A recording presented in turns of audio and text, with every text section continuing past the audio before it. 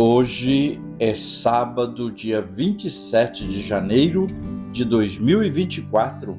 Eu sou o Padre Júnior Pereira e estamos começando a nossa Academia Espiritual. Louvado seja nosso Senhor Jesus Cristo, para sempre seja louvado. Salve Maria, Mãe da Misericórdia. Estamos no sábado da terceira semana do tempo comum.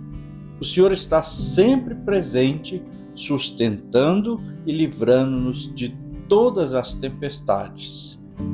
Por que somos tão medrosos? Começa agora a Academia Espiritual. A Palavra de Deus fortalecendo a musculatura da nossa alma. Comunicando, Padre Júnior Pereira.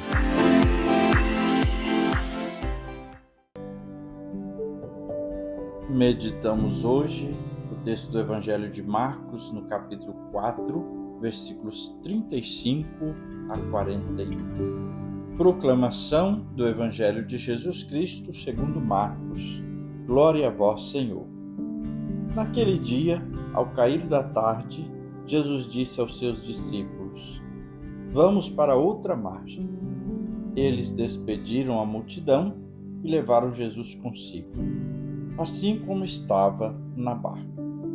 Havia ainda outras barcas com ele. Começou a soprar uma ventania muito forte e as ondas se lançavam dentro da barca, de modo que a barca já começava a se encher.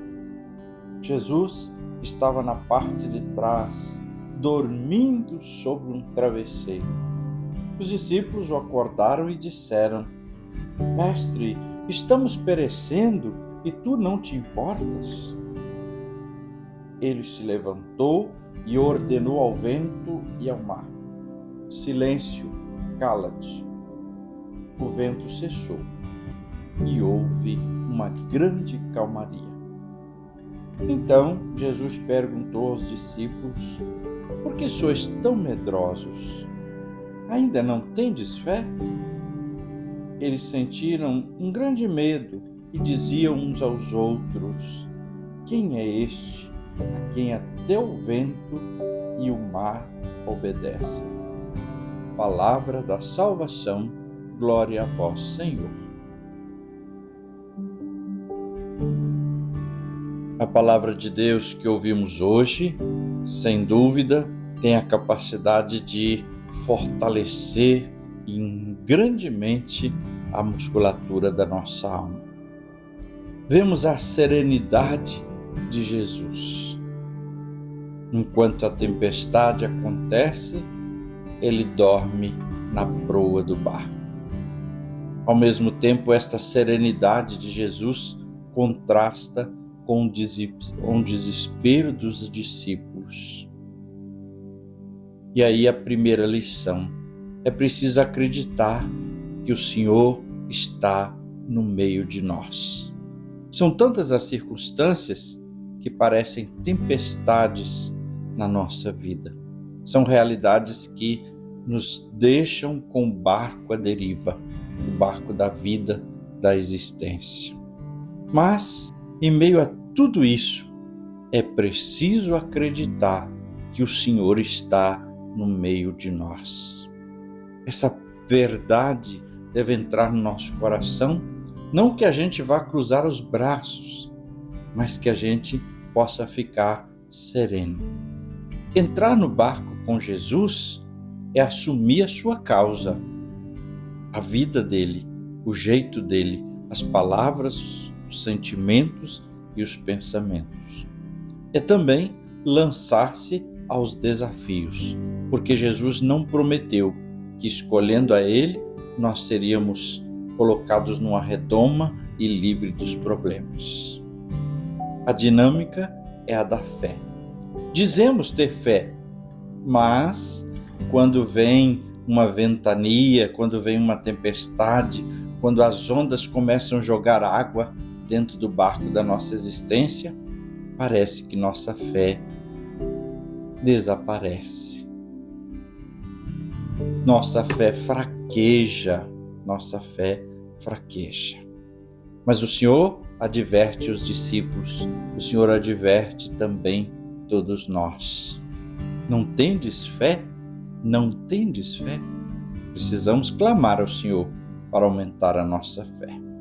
As tempestades da vida, elas não anulam a bondade e o cuidado de Deus. Então, guardemos isso também. Não é porque estamos passando e enfrentando tempestades na vida que isso queira dizer que Deus não seja bom, não seja cuidadoso para conosco. Jamais. Repito, as tempestades da vida não anulam a bondade e o cuidado de Deus. E aí nós podemos então tirar lições. As tempestades, elas são inspiradoras, elas nos levam para diante. Elas são perigosas e às vezes chegam de uma forma tão intensa que a gente se assusta. Mas nem sempre damos conta delas. Então é preciso clamar pelo Senhor. Tem hora que chega a tempestade, você se assusta porque nem tinha sinal e nem esperava por ela. Então clama ao Senhor, dobra os joelhos e grita: Senhor, não te importas? É preciso então também observar que muitas vezes as tempestades, elas chegam nas questões comuns, no ordinário da vida. Veja os discípulos, quantas vezes eles já tinham atravessado aquele mar. Estavam acostumados a andar de barca. E, no entanto, no que era comum, ordinário, veio a tempestade e virou de cabeça para baixo a vida deles. Mas Jesus estava lá e Jesus tinha o poder. E Jesus mostrou para eles o seu poder, o poder da sua presença, o poder da sua palavra. Uma outra coisa que nós precisamos pensar a partir desse texto: Deus não nos poupa. Não quer dizer que eu rezo, eu vou à missa todo dia, eu faço isso, eu faço aquilo, eu sou caridoso, que Deus vai te poupar. Não. Ele não poupou Jesus, Nosso Senhor foi para a cruz, ele não poupou Nossa Senhora, ela teve que passar por tantas dificuldades desde o anúncio da concepção, teve que fugir para o Egito, teve que ir lá para Belém, para a manjedoura, teve isso, teve aquilo. No último momento, carregou com Jesus a cruz no seu coração, quando ali acompanhou todo o calvário de Jesus. Então Deus não nos poupa, não poupou Jesus, não poupou Maria, não poupou os santos e não vai nos poupar. Mas Ele nos ajuda, Ele nos dá a sua graça, a sua bênção, nos faz crescer.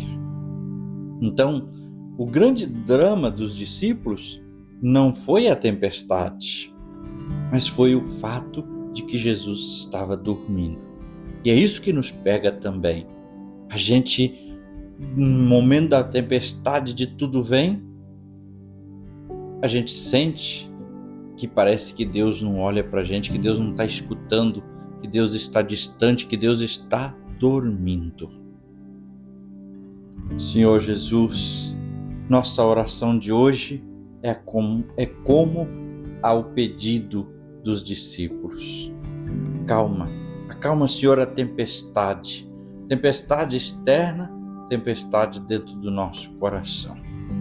Ajuda-nos, Senhor, a compreender, a aprender com as dificuldades, com os reveses da vida.